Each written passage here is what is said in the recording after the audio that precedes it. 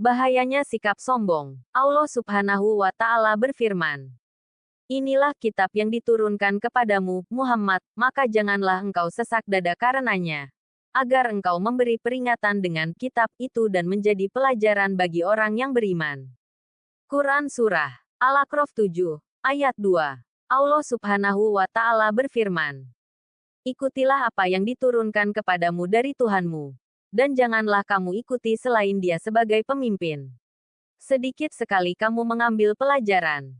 Quran Surah Al-A'raf 7, ayat 3. Allah Subhanahu wa Ta'ala berfirman, "Betapa banyak negeri yang telah kami binasakan.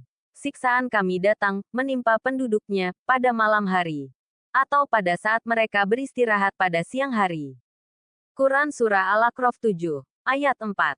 Allah Subhanahu wa Ta'ala berfirman, "Maka, ketika siksaan kami datang menimpa mereka, keluhan mereka tidak lain, hanya mengucap, 'Sesungguhnya kami adalah orang-orang yang zalim.'" Quran Surah Al-A'raf 7, ayat 5.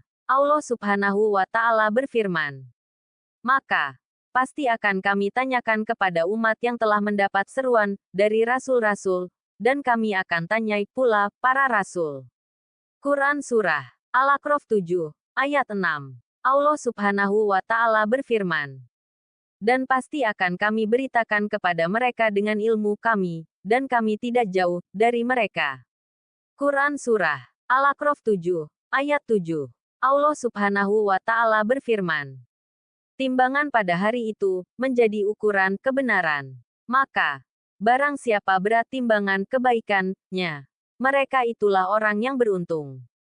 Quran Surah Al-A'raf 7, ayat 8. Allah Subhanahu wa Ta'ala berfirman, "Dan barang siapa ringan timbangan kebaikannya, maka mereka itulah orang yang telah merugikan dirinya sendiri, karena mereka mengingkari ayat-ayat kami."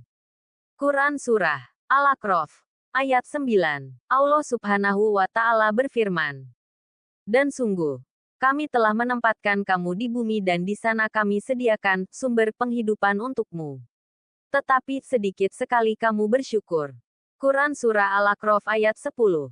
Allah Subhanahu wa Ta'ala berfirman, "Dan sungguh, kami telah menciptakan kamu, kemudian membentuk tubuhmu. Kemudian kami berfirman kepada para malaikat, 'Bersujudlah kamu kepada Adam.' Maka mereka pun sujud kecuali iblis. Lah iblis tidak termasuk mereka yang bersujud." Quran Surah Al-A'raf ayat 11. Allah Subhanahu wa Ta'ala berfirman, Allah berfirman, "Apakah yang menghalangimu, sehingga kamu tidak bersujud kepada Adam ketika aku menyuruhmu?"